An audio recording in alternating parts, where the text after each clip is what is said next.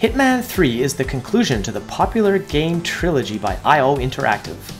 It's a single-player, third-person perspective stealth game, where you play as Agent 47, a bald assassin for hire with a barcode tattoo on the back of your head. There's some sort of story about your employers getting up to some shenanigans, but the real fun of the game is the crazy situations you find yourself in and the even crazier things you do to get out of them. Because no matter how stealthy you try to be, inevitably you end up triggering some sort of alarm or alerting a guard. And that's when it's time to reach into your inventory, pick out a particularly stale muffin, and throw it at someone's neck. Or maybe you're at a rave and the DJ lets you take over, so you delay the drop by a comical amount of time, and then accidentally punch him on the way out. This sort of thing happens all the time and it's hilarious. New to the gameplay are persistent shortcuts, so if you unlock a door in one playthrough, it will stay unlocked in the next one. Worth checking out.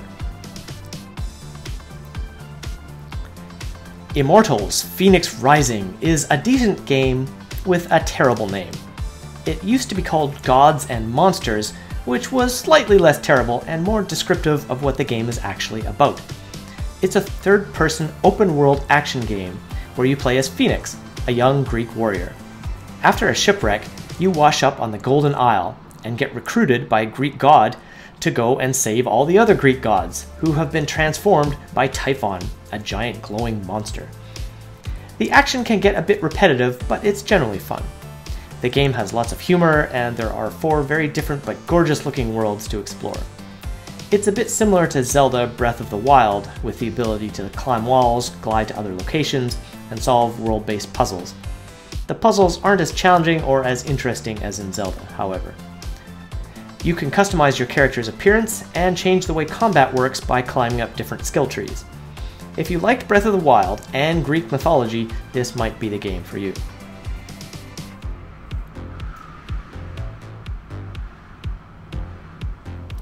Persona 5 Strikers is a spin-off of the popular Persona role-playing game series.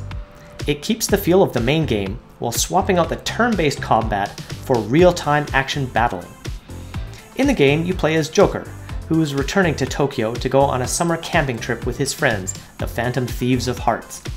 You wind up in a bizarre parallel universe version of Tokyo in which shadows attack people and make them behave strangely in the regular universe.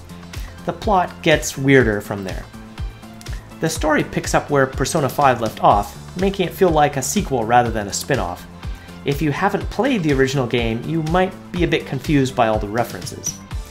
But if you're a fan of these games, and the characters and the world, it's worth picking up this one. It's about half the length of Persona 5, but you'll still get about 40 hours worth of gameplay.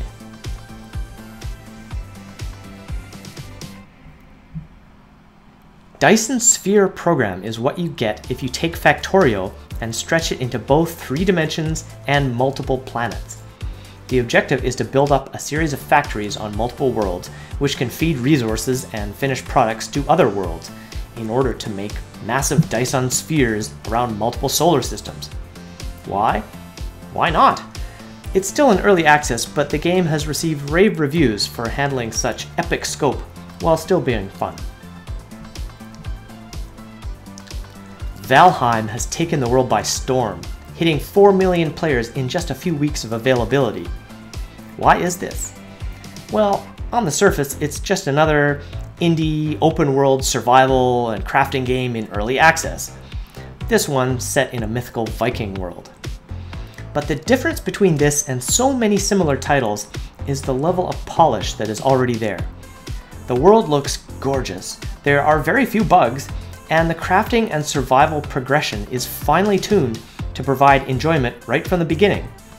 You can play by yourself, which is fun, or invite others to join your server, which is even more fun. Highly recommended. Nebuchadnezzar is an isometric city builder game, in the style of the older SimCity and Caesar games. You play as the ruler of a Mesopotamian town, and you have to manage the production of agriculture and other goods while growing your population. The main campaign has more than a dozen historical missions leading up to the conquest of Babylon in the 6th century BC. It's not perfect, but if you enjoy old school city builders and are a fan of ancient history, you might want to pick this one up. That's all for this month. Join us next month